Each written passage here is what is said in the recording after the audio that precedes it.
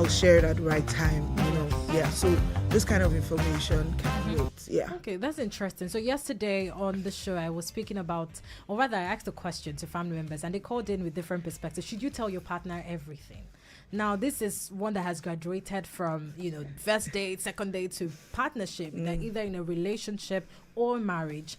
And, there were perspectives of some things should just go to the grave with you just because of the other person, either how they react or how sensitive they are with, certain topics. And just, so which now points me back to the first date. So, impressing is what we want to do, even when you think the vibe is right, the banter is great, but there's just some information or some things that you think that the person would start looking at you a certain way that you just want to keep to yourself. And maybe that's why some people don't address a misconception.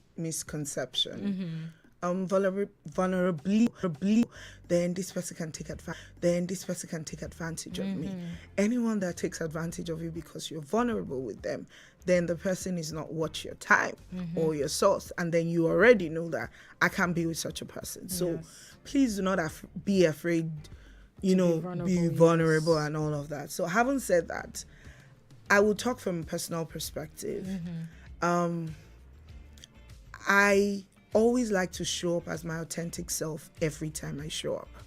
And so in my head, haven't had the conversation with the person before, this meeting, I'm already in my head.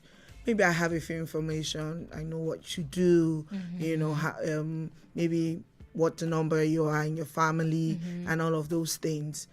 And that already, gives us something to start with. We're meeting for the first time. Definitely, it's always different, physically compared to on phone, because sometimes it can be so amazing on phone, and then when you meet physically, it's so awkward, and then everyone is just looking at each other. So I would always say that start with maybe talking about what is there presently. Maybe you guys are eating food. Oh, what do you think about this food? It just breaks the ice. It just makes it easier to start the conversation and all of that. I don't know how much you guys have talked about, but then I like to believe that it's someone you are in that date because you're considering whether you want to go long term with this person. It's not just casual dates like, vibes and inshallah. Let's go with the flow. I like to believe that you're thinking serious, you're thinking long term, you're thinking, can I see a future with this person and all of that. So I think that you can begin to chip in a few things to know what's your genotype. Yes. So you think that's a great question for a first date? Yes, it is actually. Okay.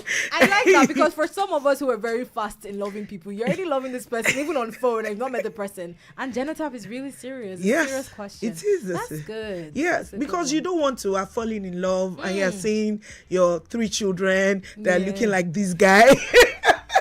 Hashtag love race here 2025.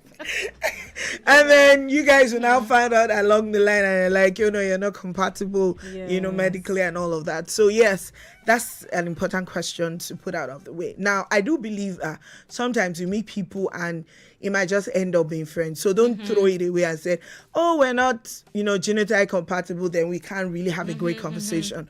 Because you might actually meet your own guy through this other person. So I also believe in, being friends with people, especially when you realize that person is cool and all of that. And